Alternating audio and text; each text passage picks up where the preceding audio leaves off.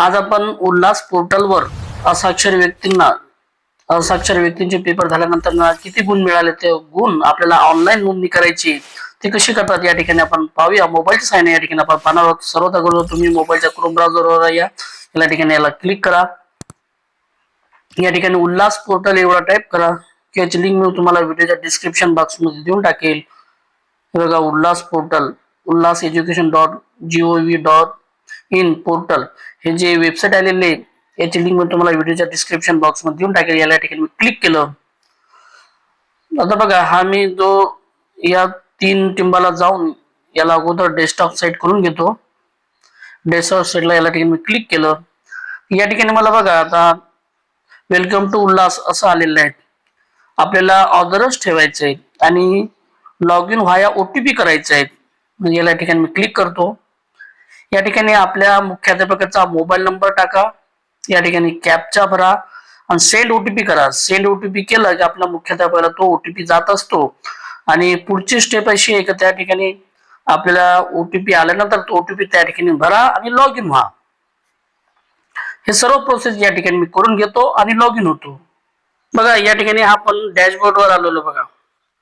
आपण या अगोदर एक्झाम अँड सर्टिफिकेशनवर येऊन या ठिकाणी आपण ऑनलाईन नोंदणी केलेली आहे।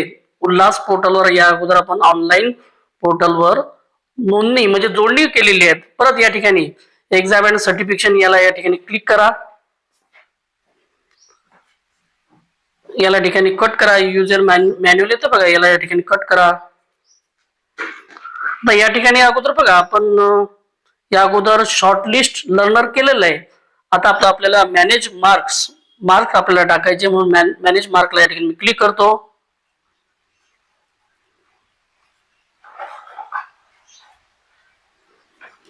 पाहता आता मी हे जे माझ्या शाळेतले 3 असाक्षर व्यक्ती आहेत ती याची अगोदर मी जोडणी केली होती।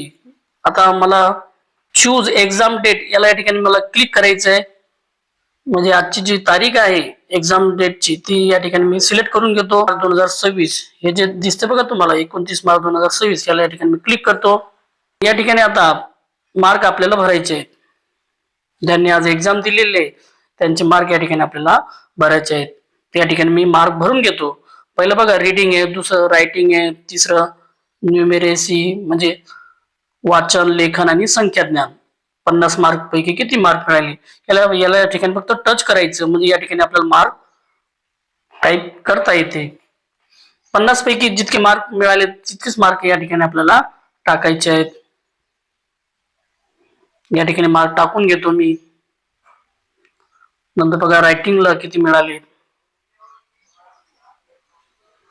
नंतर बघा संख्या ज्ञानला किती मिळाले।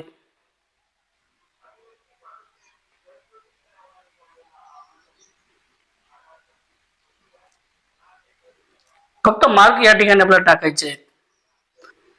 तर मी मार्क टाकून घेतले। आता दुसऱ्या व्यक्तीचे मार्क मी टाकतो। या ठिकाणी या व्यक्तीचे मार्क या ठिकाणी भरतो। याला या ठिकाणी क्लिक करतो। आपल्याला फक्त त्यांना 50 पैकी किती मार्क मिळाले ते टाकायचे, ग्रेस मार्क टाकायचे नाही। ते ग्रेस मार्क त्याला आवश्यकता असेल तर आपोआप त्या ठिकाणी ग्रेस मार्क टाकल्या जाते। फक्त आपण ग्रेस मार्क आपल्याला टाकायचे नाही। 50 पैकी किती मार्क मिळाले ते या ठिकाणी फक्त आपल्याला टाकायचे आणि सेव्ह ॲज ड्राफ्टला या ठिकाणी क्लिक करायचं आहे। या ठिकाणी मी सेव्ह ॲज ड्राफ्टला या ठिकाणी क्लिक करतो। तर कन्फर्मेशन विचारतो बघा। आता मी तिघांचे मार्क या ठिकाणी भरलेत। तुम्ही पाहिलं बघा या तिघांचे मार्क या ठिकाणी मी भरलेले आहेत। आता या ठिकाणी मी do you want to save mark confirmation विचारते, कन्फर्म यस मला हे कन्फर्म करायचंय। याला ठिकाणी मी क्लिक करतो। हे बघा या ठिकाणी माझं सक्सेसफुल झालेलं वरती आलेलं बघा, तुम्ही पाहू शकता हे वरती आलेलं मार्क हॅज बीन सक्सेसफुल झालेलं आहे।